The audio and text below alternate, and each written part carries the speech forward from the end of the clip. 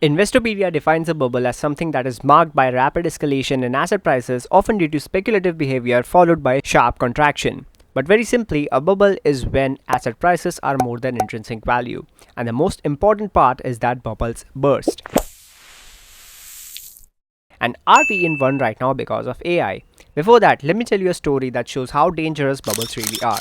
The Great Depression began in 1929.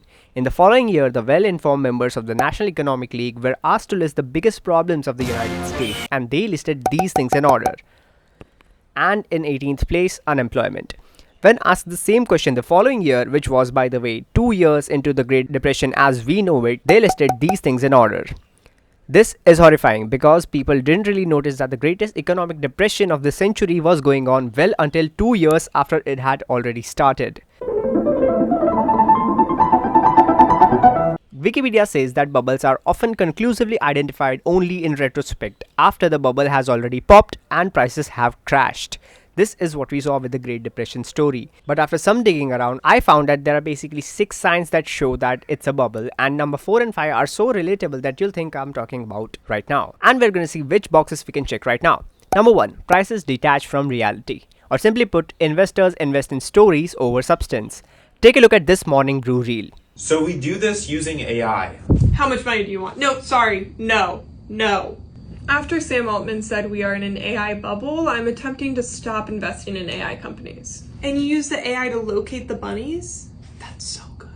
A bubble is when companies are overvalued, and this creates a false stock price, and the fallout is tough. But investing in AI companies has become sort of a reflex for me. I'm doing my best to break the habit, like shock therapy. And we do that with AI. We're in. Sorry. No. Having someone threaten me. You guys use AI. I love the sound of that. Sorry, 1 second. Hello? I swear to God, if you invest in AI, I'm gonna hit you. And a lot of other stuff. I mean, 64% of total VC deal value this year has been to AI companies, so I don't know how I'm gonna do this. It's gonna be really tough. Clothing company. Yep. Just traditional clothes in a store. Yeah, you know, online too. Great, I love that. Yeah, you know, we also have an AI chatbot too. Oh, you use AI? No, bad. No AI. We're gonna have to pass. OpenAI is the biggest player in the arena, and ChatGPT is actually pretty useful. But Sam Altman announced a $500 billion AI infrastructure plan known as Stargate in the White House in January, and that was shocking even by Silicon Valley standards. To keep up with this, Zuck also pledged to invest hundreds of billions of dollars into data centers, to which Altman said that he expects OpenAI to spend trillions. Okay, but Sammy, where do you expect to get these hundreds of billions of dollars from? From Nvidia, of course. Nvidia has agreed to invest up to $100 billion in OpenAI's data center build-out, and this rightly raised concerns about how it feels a bit shady. So number 1, check. Number 2 is that everyone and their grandma is talking about it. When even those who don't know much about how the tech works start saying stuff like, this is the next big thing, this is life-changing, or to the moon, it's usually a red flag. This happened when NFTs became a thing. Literally everyone from rappers, podcasters, and your local artists started making shit artwork and labeled them as one-of-a-kind NFT drops. Even the people who didn't really understand crypto and NFTs went in because it was trendy, and in May 2022, everything crashed. NFT sales tanked 90% compared to 2021, and they never recovered. So number 2, check. Number 3 is easy money and cheap credit. Cheap credit means that borrowing is easier because the interest rate at which you can borrow is relatively low. To put it very simply, this is a starting factor, as people borrow more when interest rates are low, then they cannot pay it back, which leads to a crash. Historically, interest rates are lowered post-crashes to encourage borrowing. In December of 2008, the Fed aggressively cut down rates to 0.25%, and the same thing happened in March of 2020. But right now, the interest rates are 4.09%, so they're not exactly low. And the cheap credit phase was in 2020 to 2021.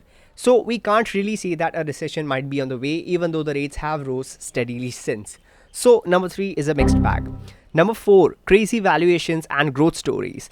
This is very similar to point 1 in the aspect of Sam Altman casually throwing around numbers that rival countries' GDPs. But first, take a look at this crazy LinkedIn post. Everyone on LinkedIn is suddenly an AI specialist, very optimistic on AI, but when questioned about it, they just throw around buzzwords, not exactly knowing what AI is or can be used for. But Larry Ellison sure does. He made a little over $100 billion in a single day and became the second richest person in the world when Oracle's shares soared. Why? Because Oracle projected that revenue to cloud infrastructure, mostly to power AI, will skyrocket from 18 billion this year to 144 billion over the next 4 years. So number 4, check. Number 5, high media hype and FOMO. There might not have been a single day without a news outlet not mentioning AI since ChatGPT came out in November 2023. Every startup bro in Silicon Valley is putting AI after their company's name to receive funding and not miss out on the boom.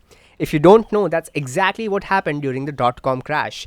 Everybody was trying to swindle VCs out of their money by putting .com after their company's name, and we know how that turned out. So number 5, check. Number 6 and the final one, insider selling. But how can we know if insiders are selling stock or not? Turns out there's a ratio that shows that for every purchase transaction, how many people are selling, the insider buy to sell ratio. According to Guru Focus, the insider buy to sell ratio of the USA overall market is about 0.20 as of October 1, 2025. That means for every one insider purchase transaction, there are about 5 insider sales. But here's the catch. In the information technology sector, the insider sell to buy ratio is extremely elevated. The value is 15 as of 15th October 2025, and in recent months, the value has been averaging around 12 to 14. That is 12 to 14 insider sales for every buy. So number 6, check. We check 5 boxes out of 6, so it does look like we are in a bubble. And as I said, the most important part is that bubbles burst. Now, this could be a case of heavy confirmation bias, but it could also indicate that a serious market correction is on the way. And if the latter is true, the question is when.